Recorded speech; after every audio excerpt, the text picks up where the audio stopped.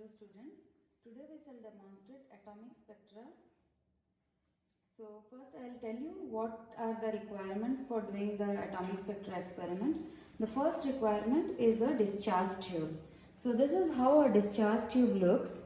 So it is made up of glass with two electrodes. You can see the two electrodes at both the ends, and inside this gas is filled at low pressure. So this one which I am showing you is a helium gas discharge tube. So helium gas is contained inside the glass tube at low pressure.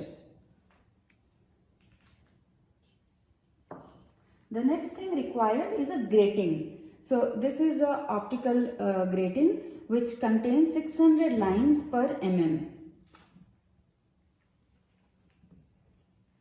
Now to start with the experiment, we will put the discharge tube into the stand.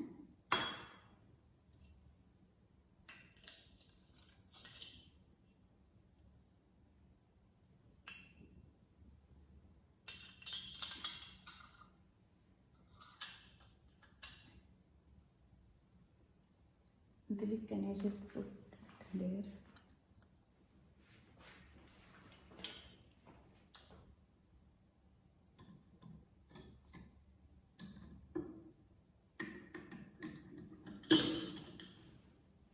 The other way, upside down.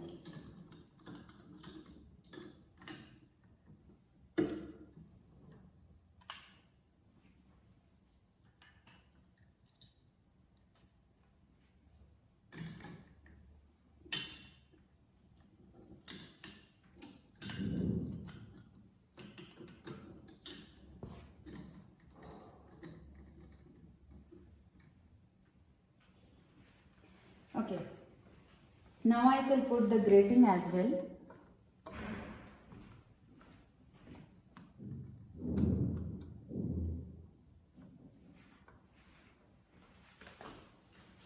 So what you see here is a power supply unit. So using this unit we will apply voltage to the discharge tube, and when appropriate voltage is reached, so the helium gas inside it will split into helium atoms, and the electrons from the lower level in the helium atom will go to the higher level.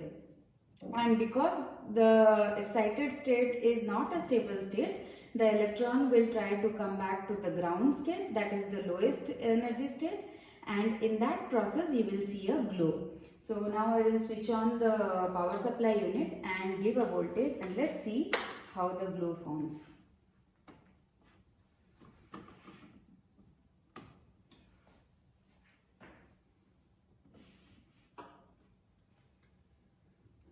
Okay, so as you can see, the leads are connected. So the positive terminal is connected and the negative terminal is connected to the discharge tube. So now I will slowly increase the voltage.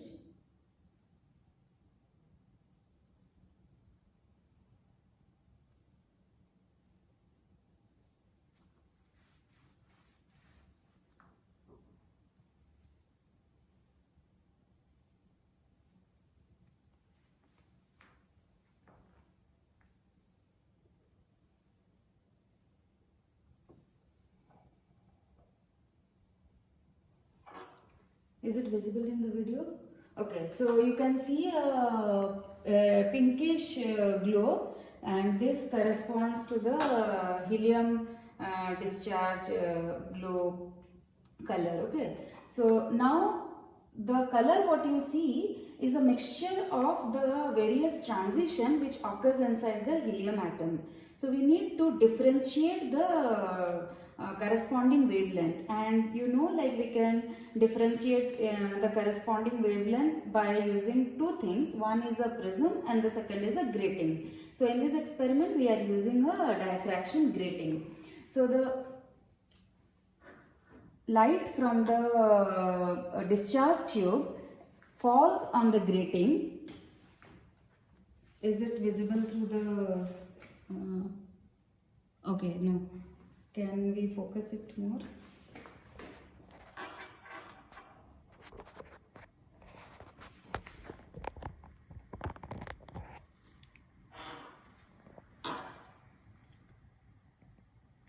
I'll switch it for light.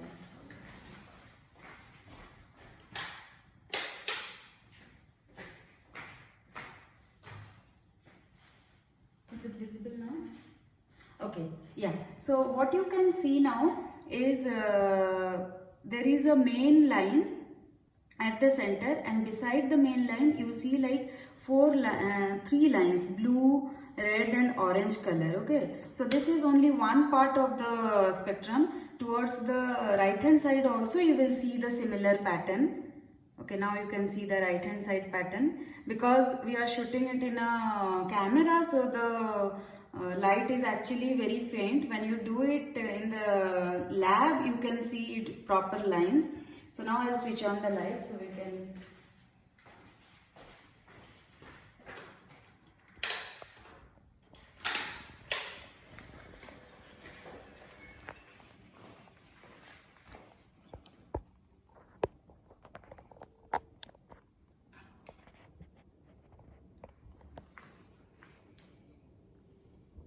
Okay, now what you need to do, is this visible?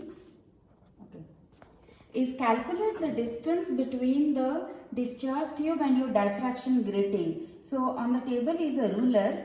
So place the ruler and calculate the distance between the discharge tube and the grating.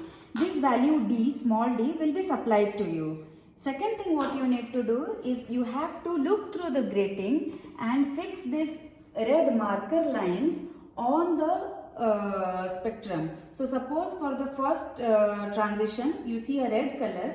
So on the right hand side you have to put the marker on the red color as you see through the grating, and on the left hand side also you have to put the marker and note down the distance between the center and the marker.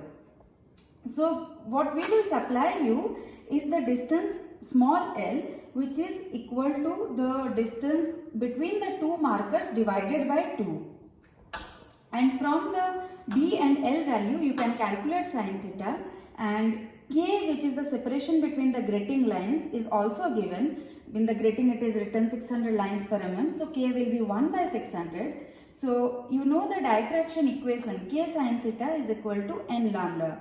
Knowing all other parameters, calculate the value of the lambda, and then you have to find out what this lambda corresponds to, like what are the transitions you are observing. So this is the case for helium. You see a pinkish peach color glow and you differentiate what all transitions you get. Similarly, we will do it for hydrogen also and also for mercury. So quickly we will show you how the glow looks like.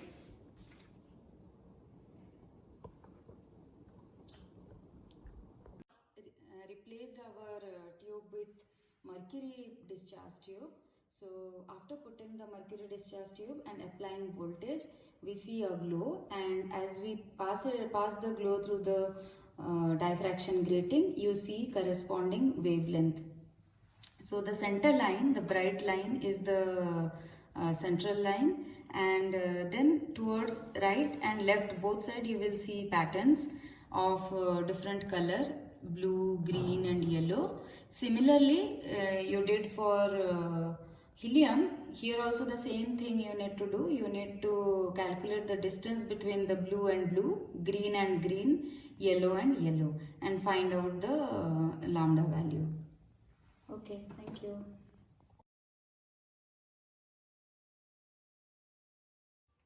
Hello students, now we will demonstrate the Frank-Hurst experiment. This is a very beautiful experiment, and for this experiment Frank and Hurst were awarded the Nobel Prize. So coming to the experimental details, what you have is a mercury tube inside a box which you can see here.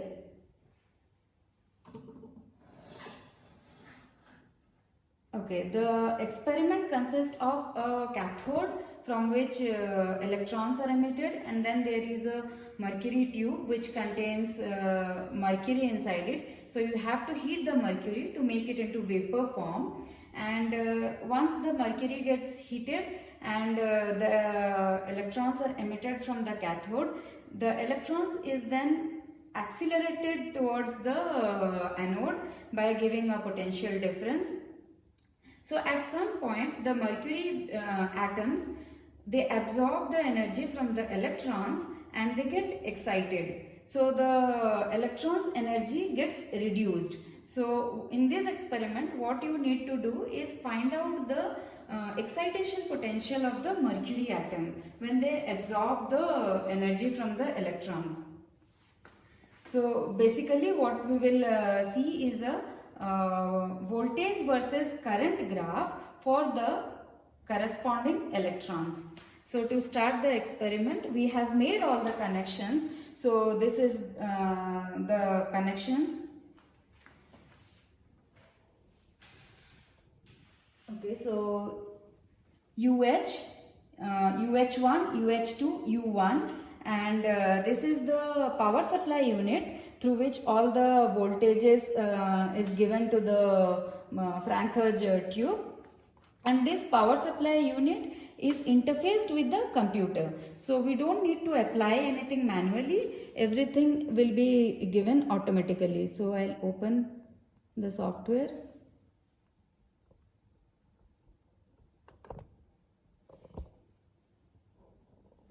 Okay, as you can see, this interface pops up. We have given automatic control, and all the voltage have been supplied, like end voltage it will go to 60 volt, voltage U2 will be 2 volt, voltage UH is 6.3 volt, and we only need to apply the temperature. So here we will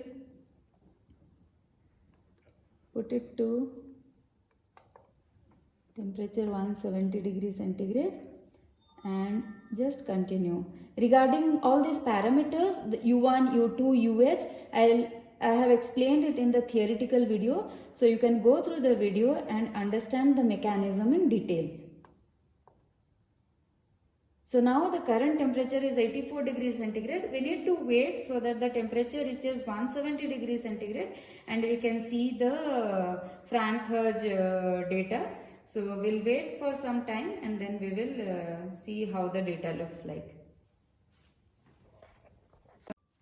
Okay, so now the temperature has reached, and what we see is the voltage versus current. So the voltage is in the x-axis and current is in the y-axis. You see that there is a oscillatory pattern, and this oscillation repeats itself at fixed intervals. So what you guys need to do is find out why there is the fixed interval difference, and this is the graph taken at 170 degrees centigrade. Similarly, we have to perform the experiment at different temperature, and what you will see is when the temperature is varied, there is a change in the graph. So we will supply you with two data at two different temperature, and you have to plot the two data together and find out the difference in the data with temperature. And for the theoretical explanation, you can look into my theoretical video. Thank you.